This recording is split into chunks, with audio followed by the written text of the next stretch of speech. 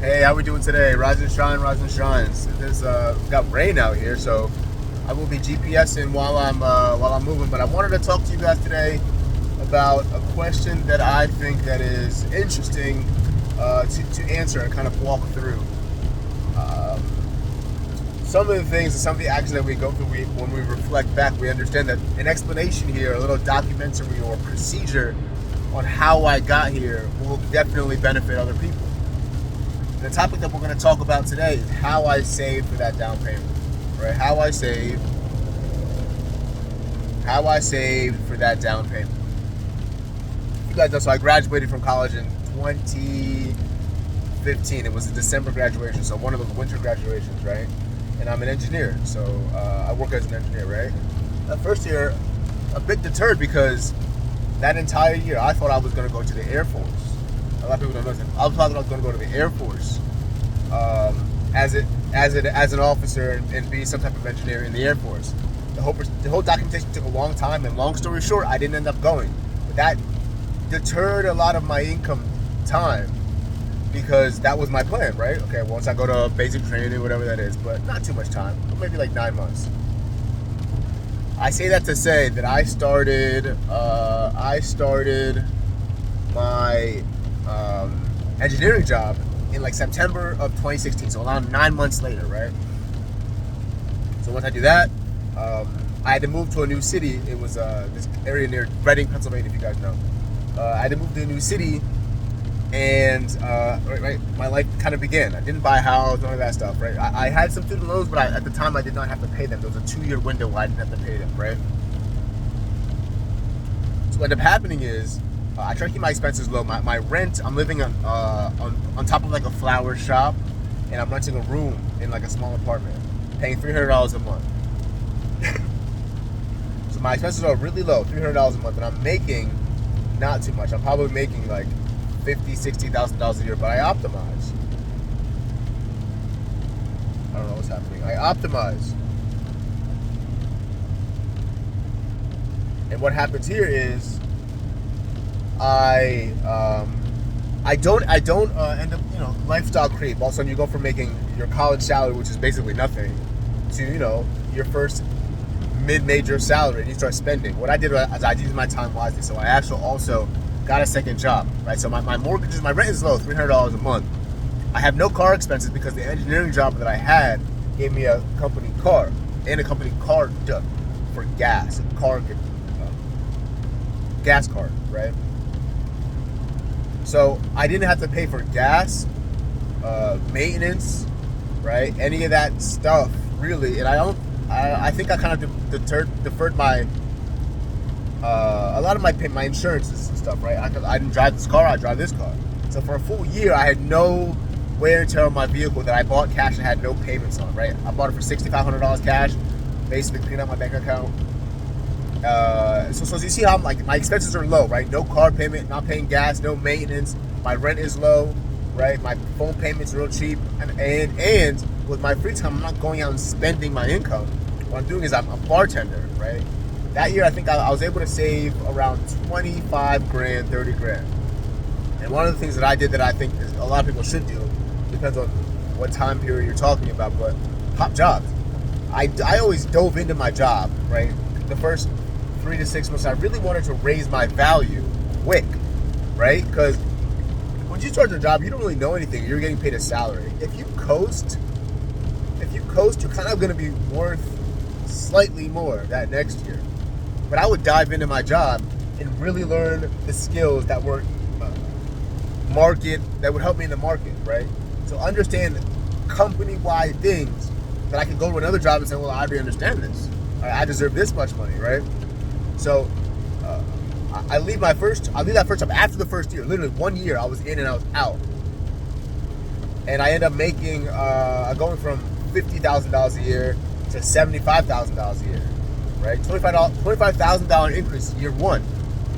Like I said, I was saving about $25,000 a year. That $25,000 my first year, not having to worry about student loans. And what happens there is I go and I get that pay raise, like I said. and I have to move. Obviously, I have to move from Pennsylvania to New York, upstate New York. So my rent goes up to, I think it was like around $600, $700, $600. My rent was always low. $600. So anyway, my rent's about $600. My phone bill stays the same. My expenses stay the same. I'm making $75K, and I believe I'm able to save maybe $35,000 that year. So I was sitting on about like 60 grand in my savings account after 2 years. While, like I said before, I try to use my free time wisely, right? Some people work overtime. I ended up Uber driving or whatever the case may be, making some money off top. And then the following year, similar, right? I ended up refereeing, making money off top all the time. So that year, I'm able to probably save around maybe $3,000 a month. That's probably what I average. I'll try to save $3,000 a month.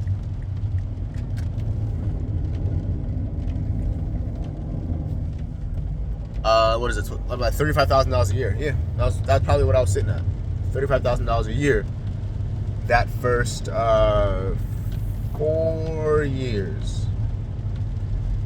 I ended up having over 100 grand, right? Obviously, 4 times 35. I come back and I buy my first home. Buy my first home.